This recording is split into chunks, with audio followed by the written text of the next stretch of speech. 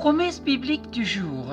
Nelson Mandela a dit « Je ne perds jamais. Soit je gagne, soit j'apprends. » L'échec n'est qu'une étape qui va nous conduire à la victoire. Nous ne devons pas regarder l'échec comme une finalité, mais comme un événement transitoire qui nous mène à des niveaux supérieurs dans notre vie. De toutes nos expériences négatives, nous pouvons en tirer des richesses. Passer par des difficultés est un bon moyen d'apprendre et d'acquérir de l'expérience, pour ensuite réaliser des œuvres encore plus grandes. Et vous pouvez trouver dans Jean chapitre 14 verset 12 où Dieu nous dit « Vraiment, je vous l'assure, celui qui croit fermement en moi accomplira lui-même les œuvres que je fais. Il fera même de plus grandes choses parce que je retourne au Père. » Voilà la parole de Jésus. Dans 2 Samuel chapitre 11 verset 25, il est écrit « David dit au messager « Voici ce que tu diras à Joab. Ne sois point peiné de cette affaire, car l'épée dévore tantôt l'un, tantôt l'autre, attaque vigoureusement sa ville et renverse-la, et toi, encourage-le. » En d'autres termes, les épreuves de la vie s'abattent aussi bien sur les chrétiens que sur les non-chrétiens. Être enfant de Dieu ne signifie pas avoir une assurance contre les difficultés. Le roi David avait eu une vie très agitée. Il traversa beaucoup d'opposition et connut de multiples défaites, et pourtant, il avait les faveurs de Dieu. Cet exemple est encore d'actualité. Penser que notre vie sera uniquement faite d'événements positifs n'est qu'illusion. Le Seigneur nous appelle aussi à expérimenter la parole de foi dans les circonstances pénibles. C'est dans ces moments-là que nous voyons la puissance de Dieu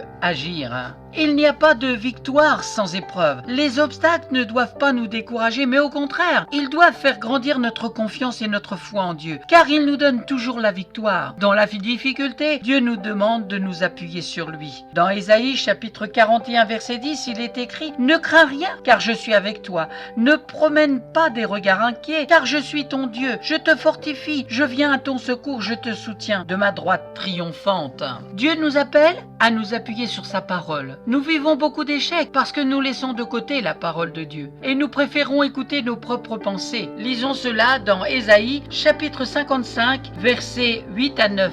Que nos pensées ne sont pas ses pensées. En effet, dit le Seigneur, ce que je pense n'a rien de commun avec ce que vous pensez, et vos façons d'agir n'ont rien de commun avec les miennes. Il y a autant de distance entre mes méthodes et les vôtres, entre mes pensées et les vôtres, qu'entre le ciel et la terre. C'est tiré de la Bible en français courant. Dieu est venu pour ôter nos incapacités, pour briser la malédiction de l'échec, afin que nous puissions faire de grandes choses. L'échec n'est pas de Dieu, mais il l'utilise pour nous enseigner et nous faire grandir. Dans la vie, chaque personne passe par des épreuves, et parfois cela se termine par un échec. Mais Dieu nous appelle à rebondir, à dépasser nos erreurs et notre peur de recommencer pour aller de l'avant. Entreprendre à nouveau avec Dieu, mais à nos côtés. Persévérer dans la foi, en ses promesses, c'est s'assurer que mon avenir sera jalonné de victoire. Dans Matthieu chapitre 6, verset 34, il est écrit « Ne vous inquiétez donc pas du lendemain, car le lendemain aura soin de lui-même. À chaque jour suffit sa peine. » Amen. Merci d'avoir pris du temps pour écouter Promesse biblique du jour. J'espère que cela vous a encouragé, fortifié votre foi et encouragé à lire encore davantage la parole de Dieu. Si vous n'en avez pas, n'hésitez pas à me contacter. Je vous offrirai une Bible. À très